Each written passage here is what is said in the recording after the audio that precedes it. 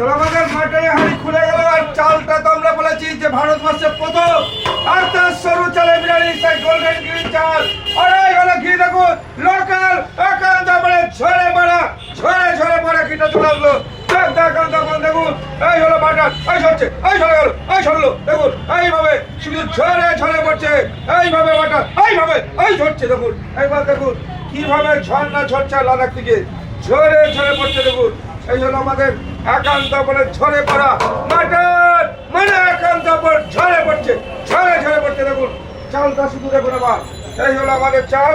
আমি একবার দেখিয়ে দিই যে এই হলো চালটা শুধু দেখুন যে 1 ইঞ্চির উপরে লম্বা, আর এইভাবে ঝরে পড়ছে। দেখুন ঝরে পড়ছে, যে লাদাখ থেকে ঝর্ণা কি করে ঝরে। দেখুন এইভাবে এই ঝরতে দেখুন চালটা এইভাবে ঝরে পড়বে।